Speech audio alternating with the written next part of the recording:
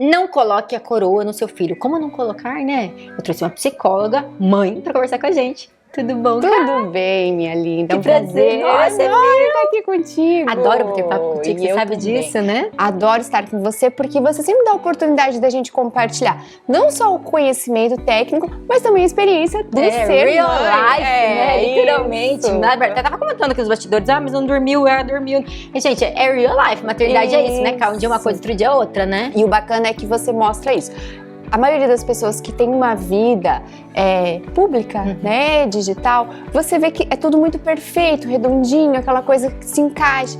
E você olha, o teu perfil não, é real. Tá acontecendo, gente, vem comigo. E eu vi no Instagram, porque ela dá muita dica maravilhosa no Instagram, eu sou daquela que sigo, comento todo santo dia, porque é só coisa boa mesmo, parabéns. Obrigada. Pelo Instagram. E ela criou esses dias essa figurinha lá e falou sobre, eu achei muito interessante a gente conversar, porque hoje eu acho que é o problema geral da nação, não é? Bem isso. E as consequências estão vindo, né? A gente percebe, porque quando você coloca uma coroa em alguém, a coroa é de quem? Do rei. O rei é o quê? Adulto. Então, quando você coloca a coroa no seu filho, o que a gente percebe? Ela fica ou grande demais, ou pesada, ela é inadequada para aquela fase do desenvolvimento. Então isso vai fazer com que a criança, é como se ela criasse uma expectativa em cima das expectativas dos pais. É uma lupa que você coloca em cima da criança, você aumenta ela. E aí o que a gente tem visto muitas consequências hoje? Chega numa adolescência, o filho, ele se depara com um ser que é uma expectativa do pai, que foi criado e que não é real. Ele vê que ele não é tudo aquilo, que aquela coroa... Na realidade bate. Isso, e aí é onde eles não estão dando conta, né, Thaís? É o que a gente tem visto, muito sofrimento, o número de suicídio aumentou demais entre os jovens. Então é lá atrás que a gente precisa tirar essa coroa e mostrar para a criança que não é adequado. A criança ela não pode viver com essa pressão, porque você imagina, você dá um título para uma criança que não tem condições de atuar, de suportar isso vai gerar um desconforto. Mas você não acha também, Cá, que é um monte de informação que veio, principalmente na nossa geração ali, né? Do que antes era tudo errado e agora o certo é assim, vamos mudar porque a onda é assim. Aí todo mundo tentou entrar numa onda, que bem no fio a gente começou a ver que não estava dando muito certo. E aí agora essa onda tá começando a mudar e aí sofrendo as adaptações. Você não acha que foi uma onda de pais tentando acertar demais e que aí talvez não deu muito certo? Pode ser. Eu acho que os pais, eles precisam trabalhar muito com a expectativa deles e com a projeção. Quando você projeta no filho algo e aí combina com as informações, né? Os pais são muito atualizados, então eles querem acertar. Claro que a gente erra tentando acertar, mas o que acontece? Você tem que filtrar. Nem tudo que a gente vê, eu falo que aqueles filósofos, né, os teóricos que estudaram, se eles voltassem hoje, até eles iam pegar mais leve com as crianças. Então, esse grau de exigência, esse excesso de cobrança dos pais com eles mesmos acaba prejudicando as crianças, porque aí eles projetam nas crianças toda aquela expectativa que o mundo nos convida a pensar assim. A gente vive numa sociedade, então claro que a gente está ligado no que é modismo, na geração, a gente sabe que o que eles têm acesso hoje é questão digital. Então, eu sou a favor deles terem acesso a celular, a iPad. É um isso que a gente convive, claro, né? Como é que você vai tirar isso da criança? Não tem como, porque a geração deles, nós vivemos sempre, que a gente não... Exatamente, são gerações distintas, é tecnologia distinta. Isso, então se você tirar isso deles, eles vão se sentir completamente inadequados para a época, para a era que eles vivem. Mas precisam ter o quê? Restrições, a gente precisa filtrar, limites, conteúdos. E quando a gente coloca a coroa na criança, você tira um pouquinho essa noção do limite, da regra, da disciplina. Então, um exemplo de criança que tem a coroa. Quando a criança nasce num ambiente onde todo mundo fica em cima daquela criança, todo mundo fica em volta, a criança é que dá as ordens, a criança é que fala onde ela vai dormir, o que vai comer, onde que... Tudo gira em torno dessa criança. Não quero fazer isso, ninguém faz, não gosto disso, né? Então vai o excesso, sabe? E ela não tem estrutura para isso. A criança não pode mandar no adulto e nem na casa. É o contrário. Ela tá ali para obedecer, para seguir regras, para ter disciplina. tem que ter autonomia, independência, compromisso, responsabilidade, mas isso você vai construindo, você não dá isso de bandeja para a criança, porque aí ela não tem estrutura e ela não sabe o que fazer com isso. E é onde começam os medos, as inseguranças. Percebo muito isso no consultório, os pais me procuram. Ele tem muito medo, mas ele nunca teve. Mas ele nunca teve porque sempre atribuíram àquela criança uma tal liberdade que ele não tem idade para isso. E agora a fantasia dele começa a bater com aquele grau de responsabilidade que os pais atribuíram, que não é condizente com a idade cronológica. E aí você sobrecarrega aquela criança já ali, né? A gente já vai se sobrecarregar do resto da vida, né? Já começa a sobrecarregar na infância. E aí, Thaís, é onde começam as crises de ansiedade. Muita criança tendo crise de ansiedade. Questão de prova. Claro que é normal ficar preocupado, ficar tenso, mas ter uma crise de ansiedade, uma crise de pânico para a idade deles, sem ter um histórico, diferente de uma criança que sofreu um trauma, um abuso, isso, mas simplesmente ela ficou muito ansiosa com a prova. É uma cobrança, é uma exigência, mas quem é que está cobrando? De onde vem essa cobrança?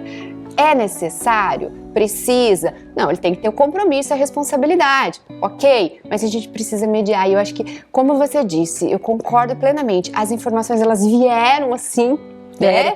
Mudando tudo, né? Foi do 8 pro 80, né? Todo mundo tava errado, agora o certo é assim, a gente tem que mudar e aquilo não podia. Eu vejo muito essa vertente, eu já até falei sobre isso na internet uma vez, porque eu fui aquela mãe da gestação de estudar tudo. Nossa, a gente agora tem que ser assim, tem que ser assado, isso não pode fazer, isso não pode falar, isso tá errado. Aí nasceu a Isadora. Quando a Isadora tinha 2 anos, quem parou no psicólogo? Eu. Né? Porque daí eu tentava fazer tudo aquilo que falava, eu falava, gente, aqui não tá dando certo, tá alguma coisa errada, eu tô errada, então vou eu pro psicólogo, entendeu? É isso. Porque eu tava tentando fazer uma coisa que não era do meu biotipo de pessoa, que sou uma pessoa um pouco mais militar, sou uma pessoa um pouco mais dura. Eu tentava ser uma Thaísa que eu não era, tentava moldar a Isadora numa Isadora que ela não era, tentando entrar na linha correta, mas daí eu parei pra analisar, mas o que é correto? Né? Talvez o que é correto pra você não é correto pra mim. Isso, e o que é correto pra você, pro seu esposo, pra sua família. Às vezes a gente vê uma coisa ali, mas aquilo não cabe a mim, dentro da minha rotina, da minha dinâmica familiar. Então a gente não pode, a gente tem que filtrar. A gente tem que filtrar o que entra aqui dentro e o que vai pro nosso coração. Mas aí vem os julgamentos, né? Porque existe uma maternidade, que nem a gente tava falando, uma maternidade florida, do que é certo, que não pode fazer isso, não pode aquilo, não pode colocar medo, não pode fazer isso, não pode fazer aquilo, não pode falar com a criança assim, não pode gritar, não pode não sei o que. Você pensa, meu Deus, como é que eu vou lidar com meu filho? Não posso gritar, não, né? Você fica super refém ao que as pessoas impõem. E aí, essa libertação da própria mãe, do próprio pai, dessa paternidade, na verdade, que eu acho que é o desafio, né? Isso. Pra você. A libertação. Que é onde acontece, eu acho que a cura, né? Da mãe. Ali a mãe aceita que ela também é humana. Tem limites. Que ela erra, que ela cansa, que ela tem limites. E ela vai passar isso pra criança com uma leveza. Olha, a mamãe fica triste, a mamãe chora, a mamãe erra. Mas a mamãe também tenta escolher o que é melhor pra você. Em alguns momentos a gente vai bater de frente. Então, e a criança aí, ela vai sinalizando também as necessidades dela. Então, impor, colocar aquilo, a criança dentro de uma caixinha, o formato, aquele padrão, isso com certeza vai trazer algum desastre lá na frente para a criança e para a família. E aí, o que você vê, assim, cá, você como pessoa, o que a gente precisa mudar, assim, pra gente tirar esse ciclo que a gente vê que está acontecendo, né? Demais. É tentar quebrar ele. Eu acho que depois da pandemia piorou, né? A gente achávamos enquanto estávamos na pandemia, pronto, quando acabar todo mundo vai ser a sua melhor versão. Que agora a gente vai viver, né? Então, é isso que está acontecendo. Agora as pessoas querem viver intensamente, plenamente. E aí, elas não têm muito aquela preocupação. Existe uma preocupação com o que o outro vai falar? Sim, do julgamento. Mas não tem mais aquela preocupação. Será que isso vai afetar? Será que essa educação que eu vou dar para o meu filho dentro de casa vai afetar o coleguinha lá? Será que isso tem a ver com os meus valores, com os meus princípios, com a ética? Então, eu acho que estão deixando um pouquinho de lado isso e fazendo aquela coisa mesmo assim. Não, o necessário e o agora é isso, então eu vou fazer isso. Viver hoje. E aí, o que tem acontecido dentro das escolas? Falta de respeito com os professores, né?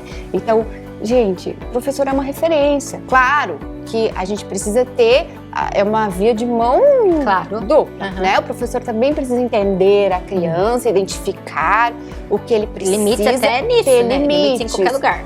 Justamente. Mas eu observo que as crianças estão levando para o contexto de amizade, social, escolar, situações que são resolvidas dentro de casa e que depois da pandemia se perderam.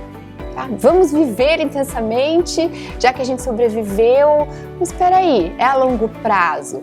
Essa mudança toda, a gente não muda da noite pro dia. Estamos plantando, né, gente? É, isso aí. Tá todo mundo plantando, a colheita vem, né? Então, assim, acho que talvez serve, né, esse nosso tema e a nossa conversa de um alerta, né? Prestar um pouquinho de atenção, né? O que a gente tá fazendo na nossa casa, as nossas preocupações, se a gente talvez... Que eu acho que esse olhar pra dentro é tão importante, né, Ká? Isso, e assim, ó, não tem problema. Eu tô com crise, eu tô com problema com meu filho. Ótimo, é o momento de olhar pra dentro e ver o que eu vou mudar, o que eu vou melhorar, o que está acontecendo.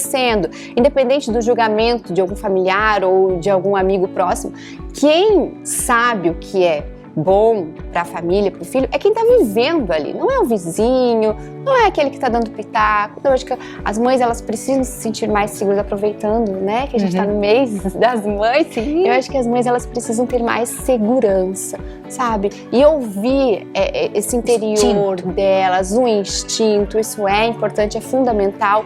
E se desapegar um pouco dessas teorias que eu falo. Se essas pessoas que escreveram lá atrás voltassem, Piaget mesmo, ele ia mudar tanta coisa. Claro, era outra época, outra vida. Por que a gente vai manter uma fidelidade a algo que hoje não está mais tão atualizado?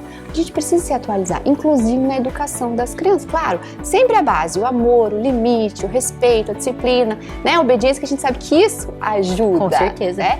Mas a gente precisa ter uma flexibilidade. E eu adoro quando você posta lá as coisas reais da vida. Quando você coloca, olha, não é bem assim. Principalmente quando alguém te julga, né? Sim. Você mostra, tá, ok, me julgou, mas eu vou continuar mantendo a minha postura. Por quê? Porque você sabe o que funciona dentro da sua casa. E no meu meio eu tenho que lidar com o julgamento o tempo inteiro, né? Isso. Aí eu já aprendi a absorver sobre isso. E tem coisas que às vezes fazem a gente refletir.